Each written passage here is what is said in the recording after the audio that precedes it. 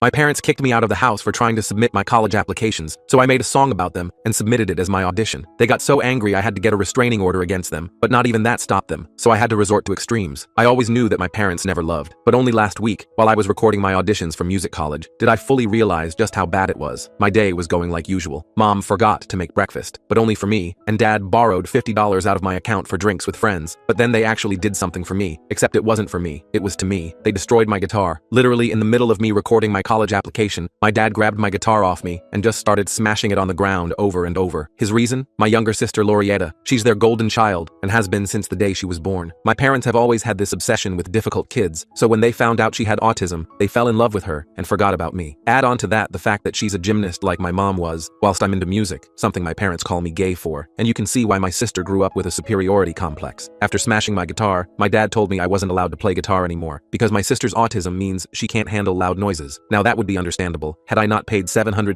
freaking dollars for the world's best autism-friendly noise-canceling headphones that she intentionally doesn't use so I can't play my guitar. I told my dad so, and he damn near backhanded me for attitude. I remember asking him if I could go to my cousin Jay's house to record instead, and he told me he doesn't give an F where I go, as long as I don't disturb my sister. And so, I packed my bags and made my way to Jay's. He was a little bit older than me, and also a musician. The second he saw me, he dapped me up and told me it was nice to see me, and chuckled about how I broke my guitar because I couldn't play the piece right. I was taken aback. "What do you mean I broke my guitar?" I asked Jay. "Oh, your dad called me maybe 30 minutes ago saying you got angry because you kept messing up recording and smashed your guitar everywhere, so you're coming here to record." Not cool, dude. My face went white. That one single thing was enough to tell me everything my family thought of me. I think Jay noticed something was wrong because he asked me if everything was okay, and I just couldn't hold it in. I started bawling my eyes out. I was usually very stoic and cold. Years of being neglected made me this way, but I could no longer do it. The fact I wasn't loved hurt me. The fact my parents always treated me like a stranger made the child in me cry every day, and I finally let it out. Jay stared at me as if I had 5 heads, but instead of speaking, he just hugged me. After I calmed down, I opened up about what happened, and when I did, Jay's face went from one of concern to one of pure anger. He told me to wait, before going outside and making a phone call to someone. I remember hearing him yell incoherently, saying something about autism, beating up, and cursing a lot. When he came back, his face was red with anger. As it turned out, he had called my dad and confronted him. My dad tried to play off what he did as a harmless joke, and tried to convince Jay that he never told him I broke my own guitar, but Jay wasn't having it. He essentially told my dad it wasn't over, and that he'd better watch his back. I remember being shook, and for the first time in my life, allowing myself to feel. Jay and I ended up ditching our plans to record music auditions, and instead went on a guy's excursion, copping some last-minute tickets to an NBA game. I had a lot of fun at the game and almost completely forgot all about my parents, until Jay apologized to me. He told me as someone older and close to me, he should have been smart enough to see what my parents were doing, that he should have never believed their lies. He promised to always be there for me, and that from now on, anytime I ever have a problem on my parents' side, I should call him, and he'd help me deal with it. I felt myself wanting to cry when he said that. I'd been waiting my whole life for someone to tell me they see me, and they care for me. And so later after the game, and after Jay took me to buy a new guitar, what a guy I have to say. We were in his studio recording my auditions when I got the genius idea. I composed my own short little song, all about my life, specifically about how my parents love my sister and hate me, how they break my things, how they give her presents on my birthday, and how they've flat out told me I was less than her. That was my audition song, and I gotta say, it came out amazing. Jay thought it was the funniest thing in the world, and because the two of us were a little tipsy, we thought it would be a funny idea to send the song to my parents. This was definitely not my smartest move, but in that moment, it felt like the only way to make them understand how much they'd hurt me. I woke up the next morning with a massive headache and 27 missed calls from my parents. Not exaggerating. 27 calls in the span of about 6 hours, plus a bunch of texts ranging from "call us right now" to "we're worried about you" to "stop being so dramatic and come home." Jay was already up making coffee, and neither of us wanted to deal with the drama right away. We decided to grab breakfast at a local diner and postpone the inevitable confrontation. The pancakes were good, but sat like rocks in my nervous stomach. I kept checking my phone, partly dreading and partly hoping for more messages. Instead, I got a text from Laurietta asking what I'd done to make our parents so upset. That was their classic move, turning her against me whenever I stood up for myself. I wasn't ready to explain everything to her, so I just texted back that they should ask themselves that question. I know that was a bit cryptic, but I didn't want to drag her into the middle of this mess. Jay suggested I stay at his place for a few days to let things cool down, but his apartment only had 1 bedroom. He was already sleeping on the couch to give me some privacy, which made me feel guilty. He called his friend Marcus, who had a spare room I could crash in. I felt awkward about imposing, but Jay assured me Marcus was cool with it. When we arrived at Marcus's place, I was grateful for the temporary refuge, but as a complete stranger to Marcus, I felt awkward and intrusive. I immediately offered to chip in for rent and help around the house. I didn't want to be that freeloader relative that everyone talks about behind their back, you know? Marcus turned out to be a music producer with his own small studio set up in his apartment, which seemed like an incredible stroke of luck given my situation. He listened to what I had of my audition recording and pointed out some technical issues with the mix. He offered to help me polish it properly for my application, which was incredibly kind considering he barely knew me. He showed me how to use some of his equipment equipment, and it was honestly the first time in days I felt any kind of excitement about anything. Working with Marcus on my music was incredibly validating, but our session was interrupted when Jay called saying my dad had shown up at his apartment looking for me. That freaked all of us out, and we decided to keep my location secret for the time being. I keep picturing my dad going door to door like some deranged detective, which would have been funny if it wasn't so terrifying. My mom finally reached me by phone that evening, demanding I come home immediately. I stood my ground and refused, which led to her threatening to report me as a runaway to the police. Her voice had that fake sweet tone she always used when trying to manipulate me, and I could hear my dad breathing heavily in the background. The runaway threat worried me since I was only 17. Marcus's roommate Patricia, a law student, overheard the conversation and assured me that given the circumstances and evidence of my dad's violence, I had options. She explained something about constructive emancipation that I didn't fully understand, but it sounded official enough to calm me down. We documented everything, including photos of my destroyed guitar that Jay had taken before we left my house. Patricia helped me draft a formal statement about what happened, but she was concerned my parents might try to sabotage my college applications. She suggested sending preemptive emails to the music schools explaining my situation, which seemed extreme but also necessary. I tried calling my cousin BR, who had always been kind to me, hoping for some moral support. He was the more responsible cousin, the one with the steady job and the house in the suburbs. I discovered my parents had already contacted him with their version of events. They'd been calling the entire extended family, painting me as an ungrateful, unstable teenager. I spent an hour explaining the truth and played him the audio recording I'd secretly made during the guitar smashing incident. I'd had my phone recording in my pocket because I was trying to capture some song ideas before my dad came in. The universe works in mysterious ways sometimes, I guess. BR was horrified by the recording and immediately took my side. He mentioned that the family was already divided over the situation, with some people believing my parents and others skeptical. Some of my aunts and uncles were arguing about it in the family group chat, which made me feel simultaneously supported and mortified. BR offered to host a family meeting at his house as neutral territory to try to sort things out. I agreed to the meeting on the condition that Jay and Marcus would come with me for support. My father insisted it should be family only, so BR had to negotiate a compromise where Jay could attend, but wait in another room. I felt sick about the whole idea, but I couldn't see any other way forward. As the meeting approached, my anxiety spiked dramatically. I wasn't sleeping well, jumping at every noise and constantly checking the locks on Marcus's apartment door. Marcus taught me some breathing techniques he used before performances, which helped me maintain my composure when the day arrived. He also gave me a small, smooth stone to keep in my pocket and rub when I felt anxious, which sounds silly, but actually helped a lot. Walking into BR's house, I saw my parents and Laurietta already seated in the living room. My father immediately started with accusations rather than listening to anything I had to say. He called me manipulative, dramatic, attention-seeking, all his greatest hits. BR had to intervene, establishing ground rules for the conversation. I finally had the chance to speak my truth to my entire family, explaining how I'd been treated differently from Laurietta for years. I described how birthdays were big productions for her, but often forgotten for me, how my dad would criticize my music while praising Laurietta for the smallest accomplishments. Halfway through explaining my feelings, my mother burst into tears claiming I was destroying the family. Classic deflection technique, make herself the victim when confronted with her own behavior. The meeting ended in chaos, with nothing resolved. My Aunt Margie tried to suggest family therapy, but my dad shot that down immediately. After the disastrous family meeting, I returned to Marcus's apartment feeling defeated. I found an email from one of my music teachers, Ms. Chen, asking why I'd missed lessons. With everything going on, I had completely forgotten to let her know what was happening. I called her and explained everything that had happened. Ms. Chen was furious on my behalf and offered to help me complete my college applications. She warned that without a legal guardian's signature on some forms, I might face obstacles. She connected me with a youth advocacy program called Second Chord that helped teens in difficult family situations. I had to fill out what felt like a million forms documenting my situation. The counselor at Second Chord, Jordan, took my case seriously and suggested we pursue emancipation. Jordan explained that emancipation would legally recognize me as independent from my parents, which would solve the financial aid issues for college. The legal process would take months though, so we focused on immediate solutions like securing my personal documents from my parents' house. I made a list of essential items I needed from home, but was afraid to go back alone. I imagined my dad blocking the door or following me from room to room, which made my stomach twist into knots. Jordan arranged for a police escort for a scheduled time to retrieve my belongings, which felt both reassuring and extremely dramatic. When we arrived at my house, my mother seemed subdued and different, watching silently as I packed my things. She looked smaller somehow, like she had aged years in just a week. My father was belligerent, following us around and claiming I was stealing items he had purchased. He kept telling the officer things like, "That laptop was a gift, she doesn't own it," even though I'd bought it with my own money. The officer had to repeatedly remind him to maintain distance. As I was leaving with my belongings, Laurietta appeared in the doorway of her room looking confused and upset. She was stimming more than usual, rocking back and forth and twisting her fingers together. When I tried to speak with her, my father immediately pulled her away. I left her a note explaining that none of this was her fault and that I loved her, hoping she'd find it before my parents did. Back at Marcus's place, I discovered my birth certificate and passport were missing from the documents I'd collected. Jordan said this was a common control tactic by abusive parents. It was like Jordan had a handbook of all the messed up things my parents might try. We filed paperwork to get replacement documents, which meant more forms and more waiting. Through Second Chord, I connected with other teens in similar situations during a group session. Hearing their stories stories made me realize how normalized family dysfunction had become in my life. Some had it worse, some had it better, but we all shared that same look in our eyes, a mixture of wariness and hope. I decided to start therapy with Dr. Sawyer, who specialized in family trauma. My first session was incredibly uncomfortable, with me perched on the edge of the couch like I might need to run at any moment. Dr. Sawyer suggested I write letters to my family members,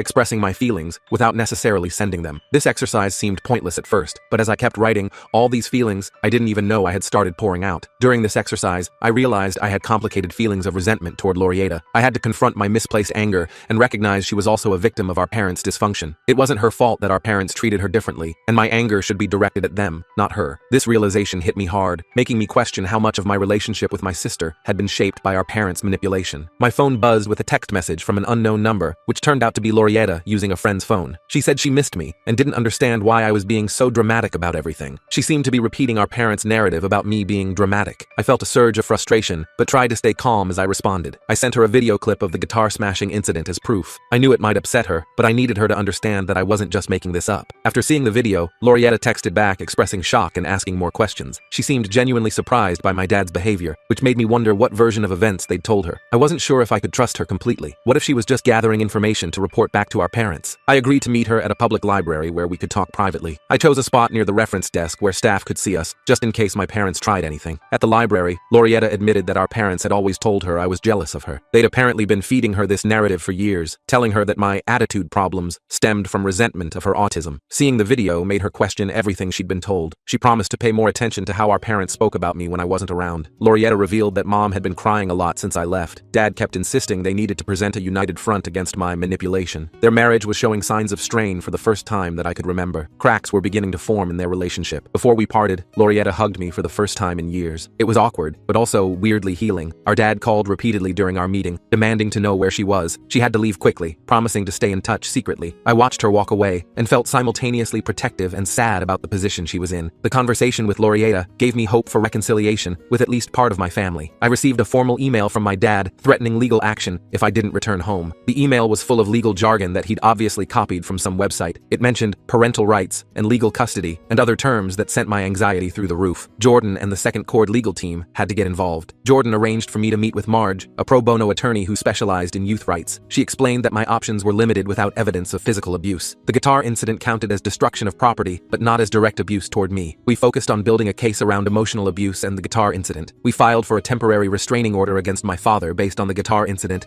and his showing up at Jay's apartment. The judge was skeptical at first, saying things like, "Families have disagreements," that made me want to scream. The judge was reluctant to grant it without additional evidence, so Jay testified about my father's threatening behavior at his apartment. He described how my dad had pounded on his door for 15 minutes straight, yelling loud enough for neighbors to complain. The judge granted a limited restraining order requiring my father to maintain distance and cease contact. My mother was not included in the order, so she began calling me constantly, alternating between pleading and guilt-tripping. She'd call crying one minute, then switch to angry accusations the next. It was emotional whiplash listening to her go back and forth like that. I tried explaining to my mother how her neglect had affected me. I gave specific examples, like the time I got the lead in the school play and neither parent attended, even though they'd gone to every one of Laurieta's therapy appointments that same week. She kept deflecting, saying, "We did the best we could with what we had." I realized she wasn't ready to acknowledge her role in my pain. Every conversation circled back to how hard it had been for them, never addressing my feelings at all. My father violated the restraining order by showing up at Marcus's apartment building. Marcus had installed a security camera at the entrance after Jay told him about my dad showing up at his place, so we had video evidence to submit to the court. The violation strengthened our legal position, but my father claimed he was just there to check on my welfare. He tried to play the concerned parent role, telling the judge he was worried about my mental state. The judge issued a stern warning rather than immediate consequences, which was frustrating, but better than nothing. My 18th birthday was approaching, which would legally free me from parental control. I was counting down the days, marking them off on a calendar Marcus had given me. I discovered my college savings account had been emptied. I had about $12,400 saved up from my part-time jobs over the years, and it was all gone. Marge filed an emergency petition to freeze my parents' assets pending investigation. She explained that money earned by a minor technically belongs to the parents in most states, but there were exceptions we could argue. The financial investigation revealed my father had withdrawn $12,400 from my account the day after I left home. The time timing made his intentions pretty obvious. He claimed it was to safeguard my money from my irresponsible decisions. The judge didn't buy his explanation and ordered the full amount returned plus legal fees. This was my first real victory, and it gave me hope that the system might actually work for me. With my birthday 2 days away, I received a package from my mother containing old family photos and a tearful voicemail. The photos showed happier times, family vacations, holiday gatherings, moments where we looked like a normal, loving family. It hit me hard, making me question if I was overreacting to everything. There was no actual apology or acknowledgement of wrongdoing in her message, though. I recognized it as another manipulation tactic, designed to make me nostalgic for a family harmony that never really existed. On my 18th birthday, Jay, Marcus, Patricia, and my music friends threw me a surprise party. They decorated Marcus's apartment with balloons and streamers, and someone had made a cake with a tiny fondant guitar on top. In the middle of it, Laurietta showed up unannounced. I hadn't invited her because I was worried my parents would insist on coming too. I had to decide whether to welcome her or protect my safe space. I was torn between my love for my sister and my need for boundaries with my family. I decided to let Laurietta join the celebration, but discovered she'd been driven there by our mother, who was waiting in the car outside. I felt manipulated again. They knew I wouldn't turn Laurietta away, and used her as a way to get access to me. I faced the dilemma of whether to invite Mom in or maintain boundaries. Against Jay's advice, I went outside to speak with my mother. Our conversation quickly devolved when she suggested I had overreacted to everything. She still couldn't acknowledge the harm they'd caused, framing it all as a misunderstanding that had spiraled out of control. I set a clear boundary that I wouldn't discuss reconciliation until she acknowledged the harm done. Back inside, Laurietta gave me a birthday gift, a handmade bracelet with guitar charms. She mentioned it was really from both her and Mom. I felt conflicted about accepting it, but didn't want to hurt Laurietta's feelings. The party continued with my new friends, and Marcus surprised me by playing a professionally mixed version of my audition song. He'd spent hours cleaning up the recording we'd made, adding some subtle backing tracks, and making it sound radio-ready. This emotional moment was interrupted by a text from my father. The mood of the celebration was temporarily dampened as I read the message with shaking hands. The text contained a photo of my childhood bedroom, now completely emptied of my remaining possessions. He'd cleared out everything: posters, books, the desk lamp I'd had since elementary school, leaving just the bare furniture. It was his way of saying I no longer had a home there. Marge assured me this was legally actionable since I hadn't formally moved out all my belongings. We added it to our growing file of evidence. My first college acceptance letter arrived from State University's music program. I was thrilled until I saw the financial aid package, which assumed parental contribution. The FAFSA form still had my parents' income listed, making it look like I had financial support that didn't exist. I had to appeal for independent student status, which meant more paperwork and more explaining my situation to strangers. The financial aid appeal required extensive documentation of my family situation. I had to gather police reports, court documents, letters from therapists and social workers. Reliving the trauma through paperwork was emotionally exhausting. I found myself having nightmares again, waking up in cold sweats thinking my dad was in the room. Jordan connected me with a scholarship program specifically for students in difficult family situations. I wrote yet another essay about my experiences, trying to frame it as a story of resilience rather than victimhood. I was awarded a partial scholarship based on my circumstances and musical talent. It still left a significant funding gap between what I needed and what I had. I started looking into student loans, but the amounts were terrifying. Marcus suggested creating a GoFundMe sharing my story and music. I was hesitant to put my personal trauma online for strangers to see, but I was running out of options. I recorded a simple video explaining my situation and included a clip of me performing. The GoFundMe gained traction when a local musician with a decent following shared it. People started donating small amounts, often with encouraging messages that made me tear up. My father discovered the campaign and reported it as fraudulent, claiming I was exploiting family issues for money. I had to provide additional verification to keep it active, sending the GoFundMe team copies of court documents and the restraining order. Despite the obstacles, we raised enough for my first semester. I needed a steady income for living expenses. Jay helped me land a weekend gig playing at a coffee shop near campus. The pay wasn't great, but it came with free coffee and pastries, which helped with food costs. The regular performances also helped build my confidence back up after everything that had happened. My acceptance package from Berklee College of Music arrived with a substantial scholarship. It was my dream school, but required an in-person audition in Boston. The travel costs seemed impossible until Marcus and Jay pooled resources to buy me a plane ticket. I practiced obsessively for the audition, working on my pieces during every spare moment. The night before my Boston trip, Laurietta called in tears, saying our parents were fighting constantly. She begged me not to tell anyone, worried that she'd get in trouble for reaching out to me. She described how Dad was drinking more and Mom was threatening to leave. I felt torn between protecting her and maintaining my own boundaries. I hated that she was stuck in the middle of this mess, but I wasn't sure what I could do from my current position. I arrived in Boston feeling conflicted about Laurietta's situation. I needed to focus on my audition, but my mind kept drifting back to her distressed phone call. I found the Berklee campus overwhelming. So many talented musicians all in one place. I kept thinking they'd immediately recognize me as a fraud. I channeled all my emotions into my performance, playing both classical pieces and my original song about family. The song had evolved since that first night at Jay's apartment, becoming more nuanced in its exploration of family dynamics. The Berklee audition panel was visibly moved by my performance. One professor questioned whether my emotional attachment to the material might hinder academic growth. He asked if I could separate myself enough from the personal content to accept critique and direction. I had to articulate how my experiences had matured rather than limited me. I explained that music had been my way of processing trauma, not just expressing it. Returning from Boston,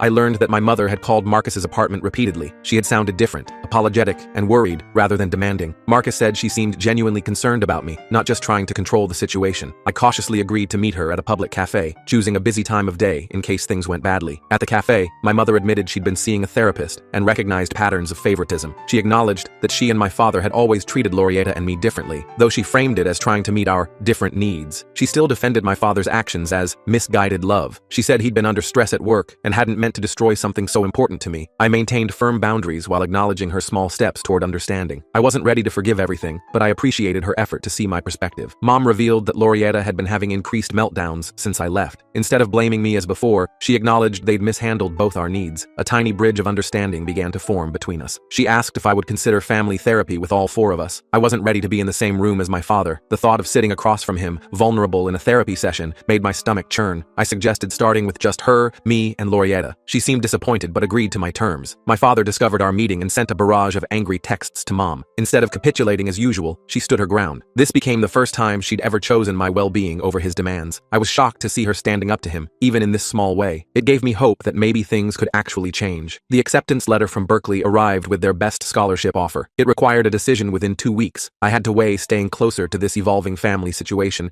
versus pursuing my dream school. The distance would make maintaining my fragile relationship with Mom and Lorietta harder, but it would also put physical space between me and my father. I decided to accept Berkeley's offer and prepare for the move to Boston. I worried about Lorietta's situation without me nearby. I connected her with Jordan at Second Chord for support resources, though I wasn't sure how much she'd be able to access them with our parents controlling her schedule. My mother offered to help with moving expenses as a gesture of reconciliation. I was hesitant to accept anything that might come with strings attached. Financial dependence had always been my parents' way of controlling me. We agreed she would contribute to a specific expense, my new laptop for school, with no conditions. The clear boundaries made the arrangement feel safer. I started our first family therapy session with just Mom and Lorietta. We met at Dr. Turner's office, which had plants everywhere and soft lighting that was supposed to be calming, but just made me more nervous. The therapist, Dr. Turner, immediately identified unhealthy family dynamics that went beyond my father's behavior. She pointed out how Mom had been enabling Dad's controlling behavior for years, and how Lorietta and I had been placed in an unhealthy competition. We all had to confront uncomfortable truths about our roles. I had to admit that I sometimes resented Lorietta for getting preferential treatment, even though it wasn't her fault. Lorietta admitted she'd been aware of the preferential treatment. She had been afraid to lose her special status by defending me. We both realized we'd been pitted against each other by our parents' dysfunction. The revelation was painful, but necessary for both of us. The sessions were making real progress, with Mom showing genuine remorse. My father found out and threatened to cut off financial support to her and Lorietta. Mom had been a stay-at-home parent for most of her adult life and had limited job prospects. His financial control was his strongest leverage. Mom was forced to choose between economic security and healing. I could see the fear in her eyes when she told me about his ultimatum. I encouraged Mom to prioritize her and Lorietta's needs. I offered to continue our therapy sessions separately from Dad. We established a new boundary where my healing wasn't dependent on his participation. Dr. Turner helped us create a communication plan that didn't rely on Dad's cooperation. As moving day approached, I discovered my father had contacted Berkeley claiming I had psychiatric issues. He sent them a lengthy email describing me as unstable and manipulative, suggesting I wasn't mentally fit for their program. The school's confidentiality policies prevented them from discussing me with him. His attempt to sabotage my education failed, which felt like another small victory in this ongoing battle. Jay and Marcus helped me pack up for Boston. The reality of leaving the first supportive environment I'd known was hitting hard. These guys had become like brothers to me in a few short months, providing the family support I'd never had at home. We planned regular video calls and a visit schedule to maintain our connection. The night before departure,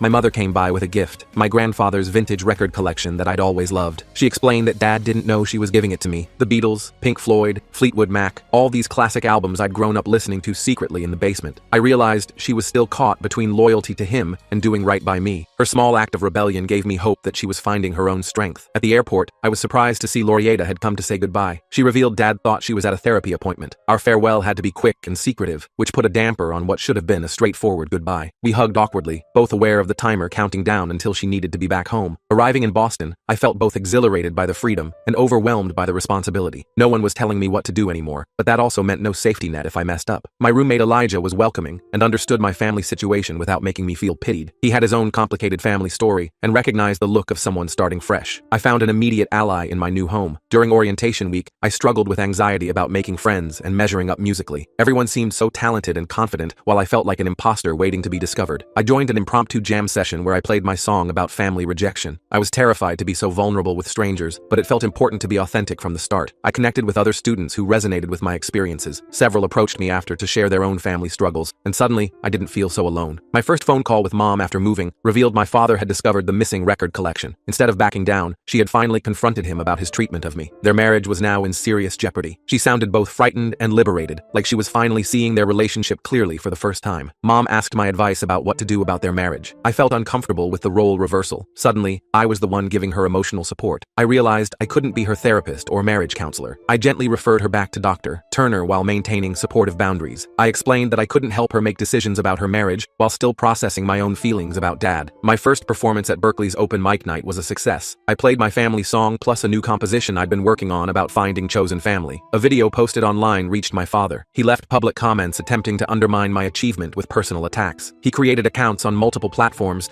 just to leave messages calling me ungrateful and attention-seeking. The online harassment from my father continued for weeks. Berkeley's IT department helped me strengthen privacy settings and block his access. They were surprisingly understanding about the situation, explaining that they'd dealt with similar issues before. I began to feel safer expressing myself through my music publicly. Mom called to tell me she had asked my father to move out temporarily. He refused to leave their house, claiming he'd paid for it and had the right to stay. After a heated argument that frightened Laurietta, she and Laurietta moved into a small apartment with help from BR. This separation triggered a financial crisis for Mom and Laurietta. Without Dad's income, they struggled to cover basic expenses. I couldn't afford to help them much on my student budget. I sent what I could from my coffee shop earnings, but it was barely enough for groceries. I connected them with the same support services that had helped me, hoping they could access financial assistance and counseling. My father's behavior worsened when he realized Mom was serious about the separation. He started driving by their new apartment, showing up at Laurietta's school, and sending countless messages. His attempts to contact me violated the restraining order. Marge filed for an extension and expansion of the legal protections. The court granted it based on his pattern of escalating behavior. During a video call, Laurietta seemed happier than I'd seen her in years. She explained that even though their apartment was smaller and they had less money, the atmosphere was calmer without Dad's constant anger. She revealed she missed some of her specialized autism supports from our old home. I worked with Jordan to find resources in their new neighborhood. We found a support group for autistic teens that Laurietta could attend weekly, which helped replace some of what she'd lost in the move. My professor selected my family song for a student showcase. I worried about making my personal trauma so public. Was I exploiting my own pain for artistic recognition? I rewrote parts to focus more on resilience and finding chosen family. The revision process helped me reclaim the narrative as one of strength rather than victimhood. The showcase was attended by several industry professionals. Performing such personal material in front of strangers was terrifying. I nearly backed out before Jay called with a pep talk that got me on stage. He reminded me that my story might help others feel less alone in their struggles. The performance received overwhelming positive feedback, and an indie producer expressed interest in recording it. He approached me after the showcase, saying the song had commercial potential beyond its personal significance. This success triggered old feelings of unworthiness.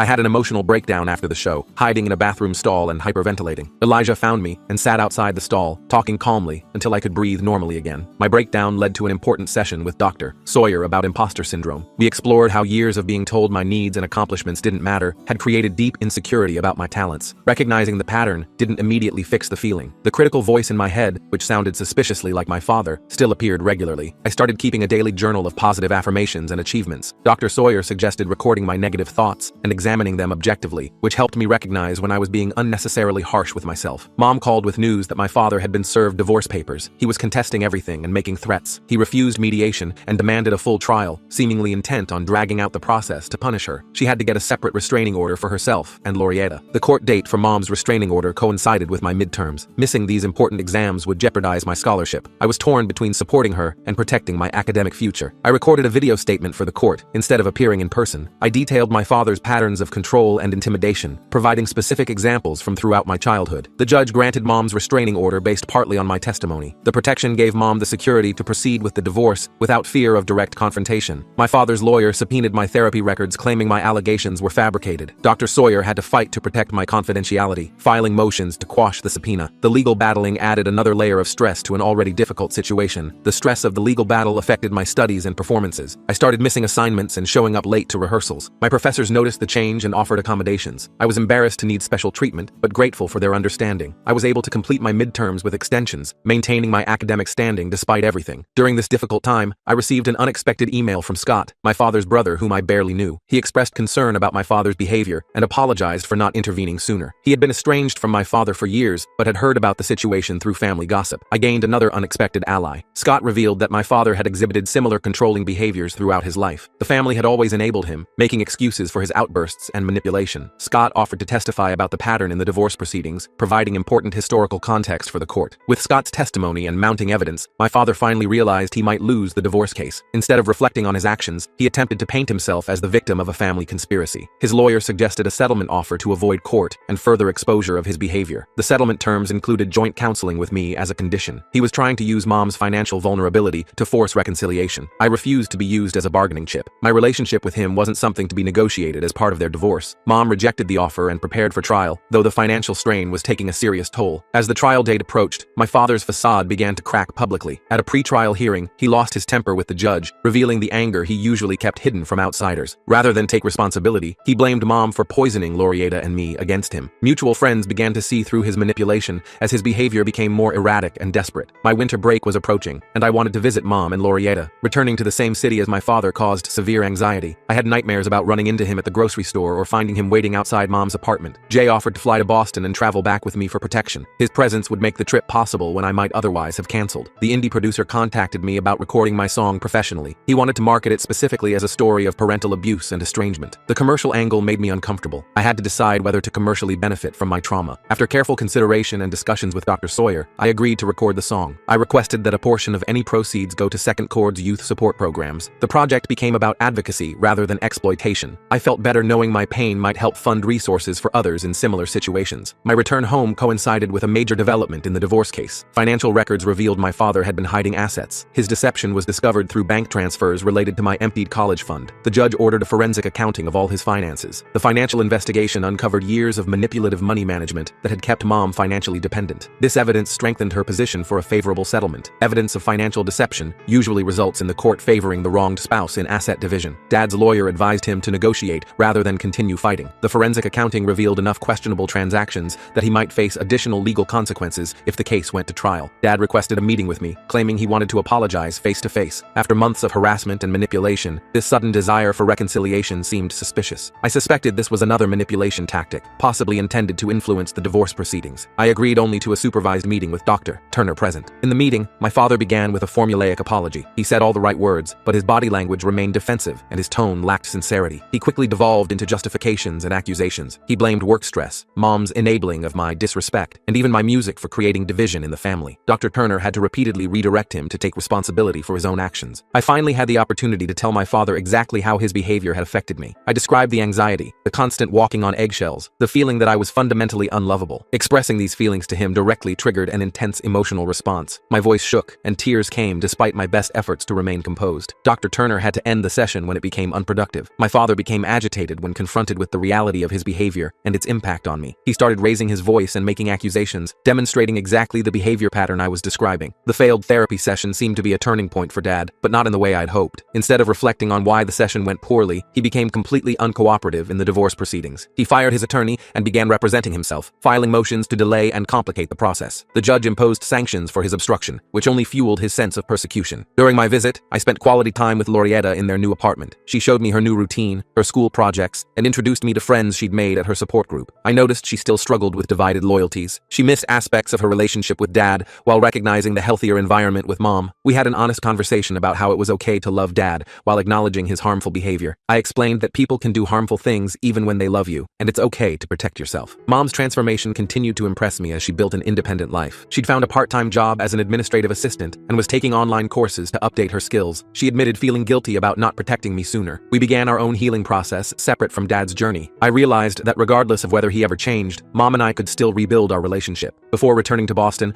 I performed my song at a local venue with Jay and Marcus. It was a small show, mostly friends and supporters, but it felt significant to reclaim my music in the city where my guitar had been destroyed. My father showed up despite the restraining order. Security had to escort him out while he shouted accusations. He claimed he had a right to be there as my father, ignoring both the legal restrictions and basic respect for boundaries. The incident at the venue resulted in my father's arrest for violating the restraining order. He was released on bail within hours, but the arrest created a formal record of his violation. I returned to Boston earlier than planned for safety, cutting short my time with Mom and Lorietta. Back at Berkeley, I channeled the renewed trauma into my coursework, composing a suite of music about family healing. The compositions explored the complexity of forgiveness, the pain of necessary boundaries, and the possibility of growth after trauma. My professor worried about my emotional well-being while recognizing the artistic value of the work. He connected me with a music therapy program offered through the school's wellness center. Through music therapy, I discovered healthier ways to process my experiences. The therapist taught me to use music music as a container for emotions rather than being overwhelmed by them. I sometimes struggled to separate my artistic necessary identity from my trauma narrative. Was I only interesting as a musician because of my painful backstory? I began exploring other themes and influences in my compositions. I wrote pieces about nature, friendship, and imagined characters to expand my range. The recording of my song was released on streaming platforms and gained unexpected traction. It was featured on a playlist of emerging artists and began accumulating thousands of streams. Reading comments from other abuse survivors felt overwhelming. Their stories of similar experiences validated mine,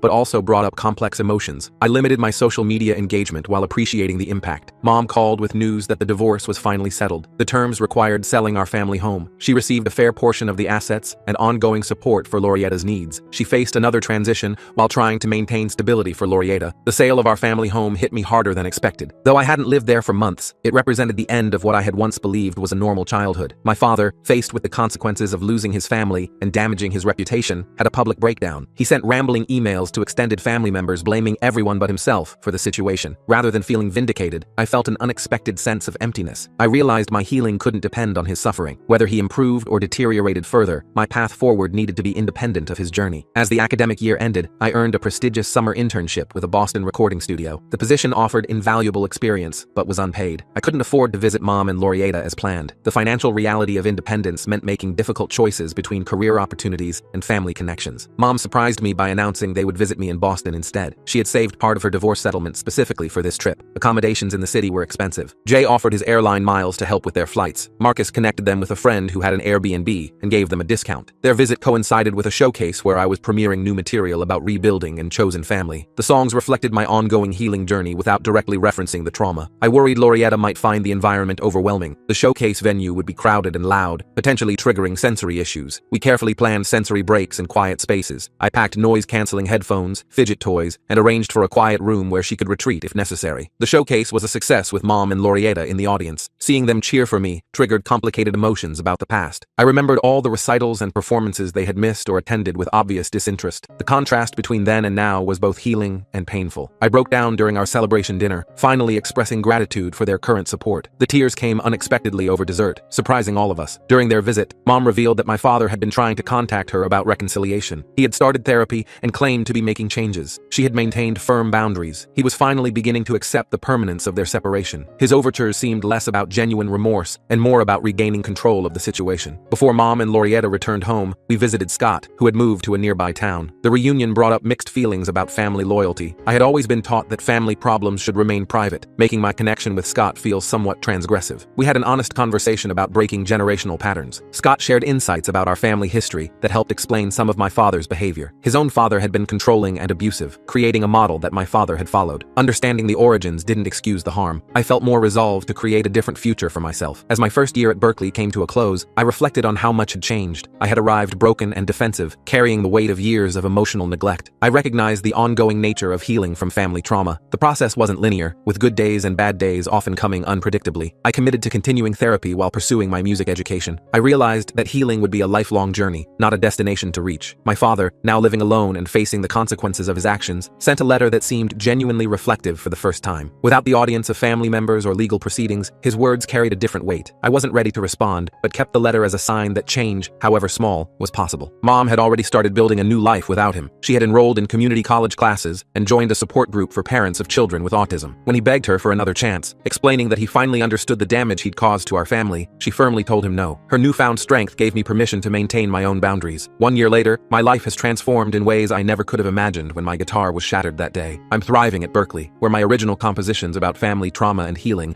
have earned me a reputation as a songwriter with emotional depth. My relationship with Mom and Laurietta has blossomed, built on honest communication and mutual respect, rather than the toxic dynamics of our past. We've established new traditions, including monthly video calls where we share our achievements and challenges openly. Jay remains my rock, visiting Boston regularly and even collaborating with me on a small EP that's gained traction in indie music circles. My father has made halting attempts at genuine change, attending therapy and anger management, but I maintain firm boundaries, engaging only through occasional emails where I can control the interaction. The song I wrote about my family experience was featured in a documentary about family trauma, bringing unexpected opportunities and connecting me with other survivors who found their voice through art. Mom has discovered her own independence, returning to college to finish her long-abandoned degree, while advocating for parents of children with autism to recognize the needs of all their children equally. Laurietta and I have developed a real sibling relationship for the first time, one based on mutual support rather than than competition. I still occasionally struggle with imposter syndrome and the emotional echoes of years of neglect, but I've built a chosen family of friends and mentors who remind me of my worth when those doubts surface. When I look at the new guitar that Jay bought me that pivotal day, now covered in stickers from my performances and travels, I see it as a symbol not just of what was broken, but of everything I've built from those fragments. My father never got the reconciliation he eventually sought from Mom. Her refusal was a final step in her own journey towards self-respect. I'm learning that healing isn't a destination, but a practice. One chord, one song, one day at a time. And whenever I perform, I leave an empty chair in the front row, not for the parents I wished I had, but as a reminder of the space I've created for myself in this world, a space that belongs entirely to me.